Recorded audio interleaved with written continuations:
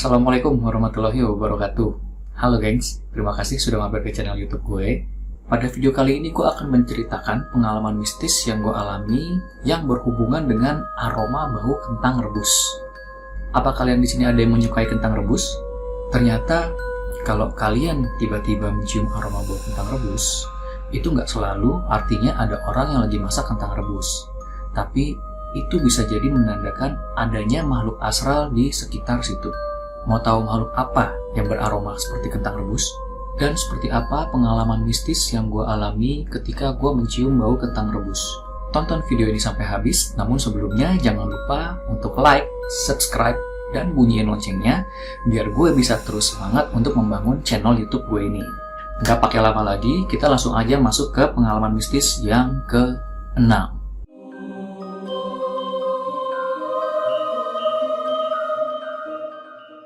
Cerita mistis kali ini terjadi di lapangan basket komplek rumah gue. Pada sore itu sekitar jam setengah 4 sore, ada temen gue datang ke rumah nyamper gue untuk ngajakin main basket. Kita sebut aja temen gue ini namanya Koko ya. Keluarlah gue dari rumah menuju ke lapangan basket sama Koko. Jarak lapangan basket dari rumah gue nggak terlalu jauh. Kalau kita di lapangan basket, rumah gue masih bisa terlihat. Lapangan basket di komplek gue itu kecil, cuma ada satu ring doang, jadi setengah lapangan.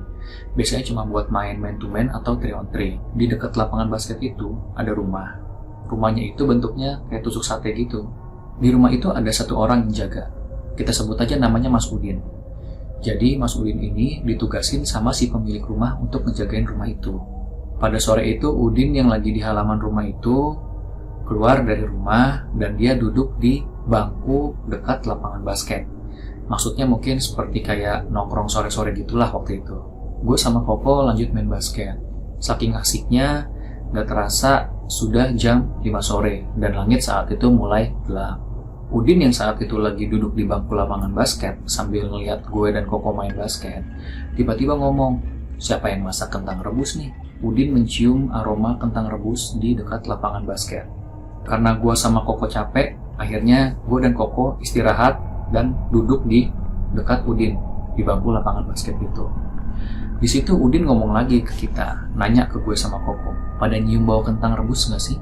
Gue coba mendeteksi aroma kentang rebus melalui indera penciuman gue yang sebenarnya rada lemah. Gue nggak nyium bau kentang rebus saat itu, tapi Koko bilang dia juga nyium aroma kentang rebus. Gak lama setelah itu, gue ngajakin Koko lanjut lagi main basket. Di tengah-tengah permainan, nggak sengaja, bola basket itu mental dan masuk ke dalam halaman rumah Udin. Gue izin lah sama Udin, Din, ambil bola ya ke rumah. Udin jawab, masuk aja mas. Gue mulai buka pagar dan masuk ke halaman rumah itu.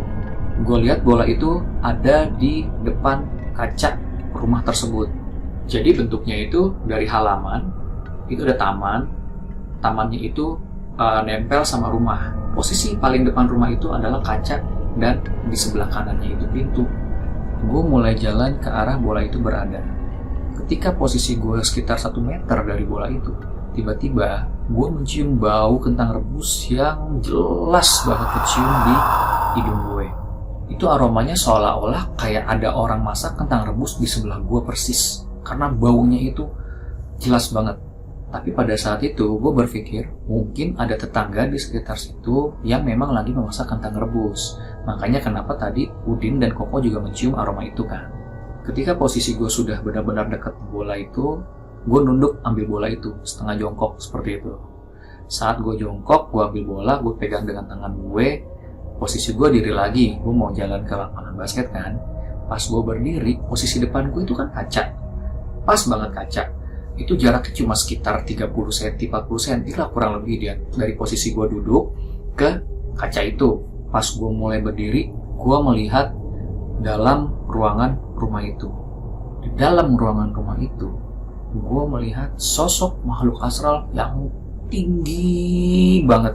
Badannya besar, tingginya itu nyaris kena ke atap langit-langit rumah.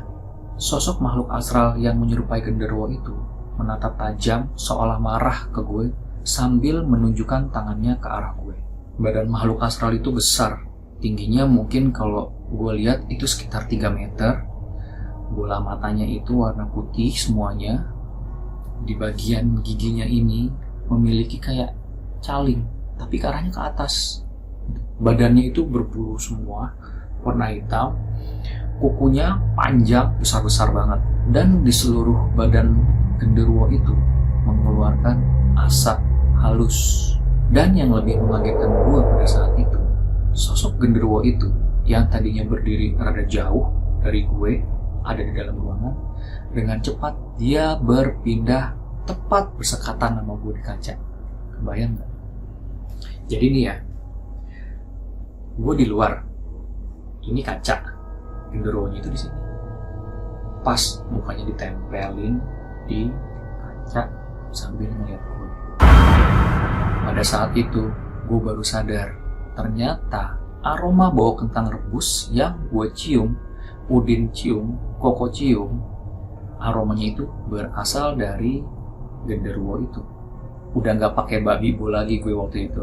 Gue langsung cabut keluar dari rumah Udin. Setelah gue keluar dari rumah Udin, gue balik lagi ke bangku lapangan basket. Tapi pada saat itu gue nggak langsung menceritakan kejadian yang gue alami di rumah Udin sama Udin dan Koko. Gue khawatirnya kalau gue ceritain pada saat itu, Udin nanti jadi malah takut ataupun nggak nyaman tinggal di rumah sendirian. Tapi gue penasaran, jadi gue mulai menggali, gue cari informasi dari Udin. Gue mulai nanya sama Udin, Din, betah nggak tinggal di rumah itu? Suka ngerasa sepi nggak? Soalnya kan rumahnya di ujung, di pojok. Pastikan jarang orang lewat atau kendaraan lewat. Udin jawab, saya sih betah-betah aja mas, soalnya saya kebetulan memang suka sama tempat yang sepi, jadi bisa buat istirahat. Karena gue mendengar jawaban dari Udin seperti itu, gue pikir, oh selama ini mungkin memang aman-aman aja. Gak ada hal-hal aneh yang langsung Udin alami di rumah itu.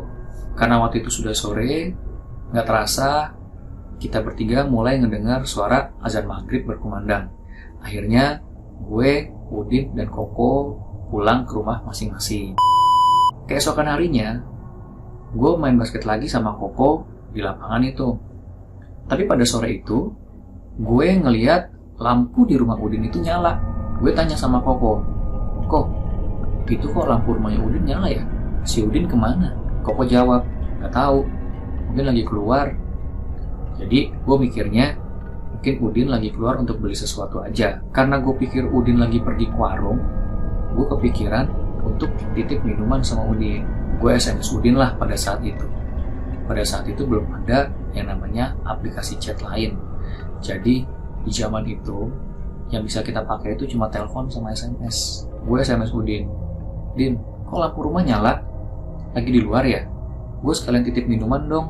Karena SMS gue lama gak dijawab sama Udin, akhirnya gue tinggalin untuk main basket dulu sama Koko. Sekitar jam 5:30 sore, saat gue lagi istirahat di bangku lapangan basket sama Koko, tiba-tiba handphone gue bunyi. Gue lihat Udin bales SMS gue itu.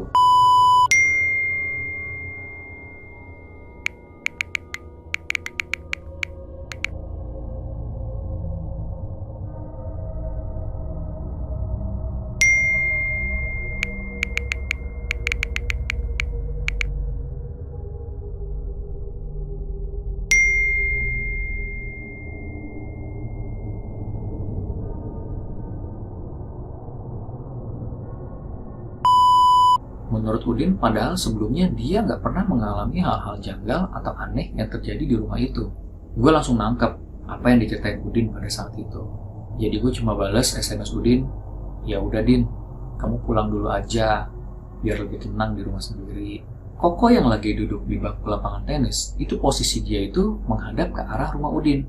Tiba-tiba Koko ngomong, loh, itu ada Udin barusan gue lihat lagi jalan dari halaman ke arah dalam rumah. Gue yang mendengar Koko bilang seperti itu, otomatis gue refleks dong, nengok ke belakang ke arah rumah Udin. Tapi pas saat gue lihat ke arah rumah itu, nggak ada apa-apa. Pada saat Koko berdiri untuk mendekat ke arah rumah Udin, gue nahan Koko. Gue nggak ngomong apa-apa pada saat itu. Gue cuma nunjukin SMS gue sama Udin ke Koko. Setelah Koko membaca perbincangan gue dengan Udin di SMS, Koko kaget, mukanya rada pucat. Karena dia yakin banget tadi dia memang melihat Udin di halaman rumah itu berdiri dan jalan ke arah pintu rumah itu. Karena gue dan Koko merasa kondisinya mulai gak kondusif, gue langsung mutusin untuk segera pulang ke rumah bareng sama Koko. Demikian pengalaman mistis gue yang ke-6. Apakah kalian pernah mencium aroma kentang rebus secara tiba-tiba? Dan apakah menurut kalian sosok yang menyerupai Udin itu adalah genderuwo yang gue lihat pada sore sebelumnya? Kalau kalian tahu jawabannya, boleh kalian tulis di kolom komentar. Dan kalau kalian suka cerita ini, jangan lupa untuk like dan share video ini ke teman-teman kalian, biar gue bisa berbagi pengalaman mistis ke teman-teman lainnya. Terima kasih sudah mampir ke channel YouTube gue ini. Wassalamualaikum warahmatullahi wabarakatuh.